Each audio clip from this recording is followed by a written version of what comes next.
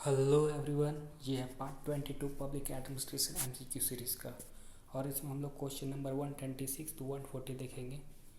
और हर क्वेश्चन के बाद यानी हर एमसीक्यू के बाद आपको लगभग 10 सेकंड का समय दिया जाएगा। उस 10 सेकंड में आपको अपने करेक्ट ऑप्शन को मार्क करने हैं और फिर कमेंट करके ये बताना है कि आपके कितने ऑप्शंस करेक्ट हुए। So let's start. Question number 136 is here. Which of the following is the basis of influence in an informal organization? किसी भी informal organization में इनमें से कौन सा ऐसा है जो basis of influence है किसी informal organization के लिए? A. Organizational position, B. Person, C. Authority और D. Closeness with higher people.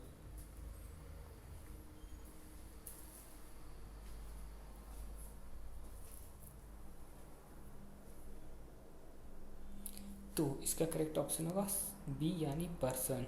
इनमें से बेसिक ऑफ इन्फ्लुएंस किसी इनफॉर्मल ऑर्गेनाइजेशन का पर्सन होता है, क्योंकि पर्सन का जैसा पर्सनालिटी रहेगा उसके हिसाब से वो किसी इनफॉर्मल ऑर्गेनाइजेशन को इन्फ्लुएंस कर सकता है।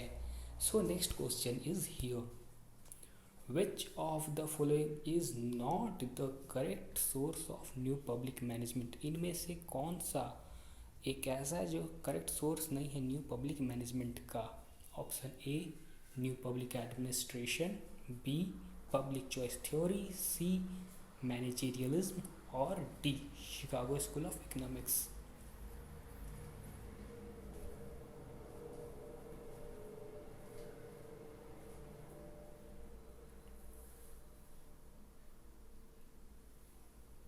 तो इस क्वेश्चन का करेक्ट ऑप्शन होगा option A new public administration. यहाँ पे सिर्फ न्यू पब्लिक एडमिनिस्ट्रेशन ही है जो करेक्ट सोर्स नहीं है न्यू पब्लिक मैनेजमेंट का। अब थोड़ा न्यू पब्लिक मैनेजमेंट के बारे में हम लोग देख लेते हैं। ये टर्म को कॉइन किया था क्रिस्टोफर हुड ने अपने बुक में ये public management for all seasons, जो कि 1991 में पब्लिश हुआ था। तो next question is here. Question 138. The politics administration dichotomy is a misleading distinction which has become a fetish, a stereotype in the minds of theorists and practitioners alike. Who said this? ये statement किसका है? A. Herbert Simon, B. P.H. Appleby, C. Carl J. Frederick और D. Dwight Waldo.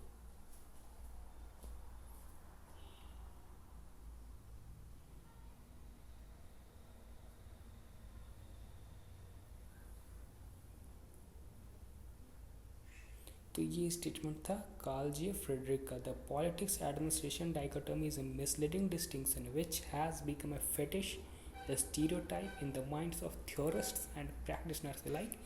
ये statement है Carl J Friedrich का। So next question is here. Administration is the most obvious part of government. Who said this? ये statement अब किसका है? A Kautilya, B Woodrow Wilson, C L D White, D Frank जे गुडनो।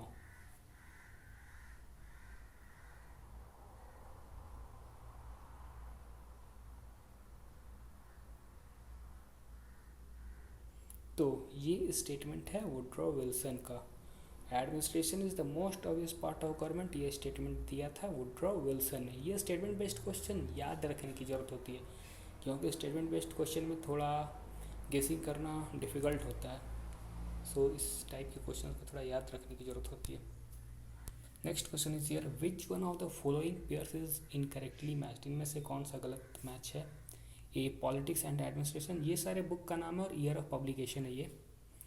तो A है politics and administration 1900, B principles of public administration 1928, C papers on the science of administration 1937 और D introduction to the study of public administration 1926।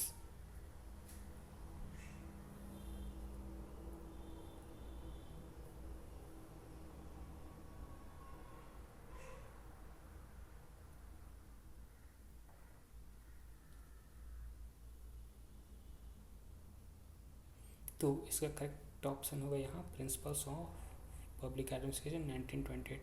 ये गलत है। ये principles of public administration book को 1927 में publish किया गया था। तो हम लोग इस इन बुक्स के बारे में थोड़ा देख लेते हैं।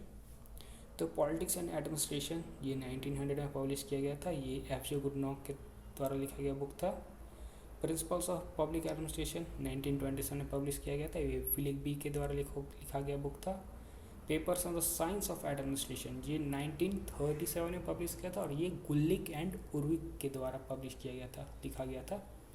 और ये है introduction to the study of public administration, ये 1926 में पब्लिश हुआ था और इसके राइटर थे एल.डी. वाइट। ये जो बुक है introduction to the study of public administration, ये public administration particularly public administration पे फर्स्ट बुक थी, ये introduction to the study of public administration.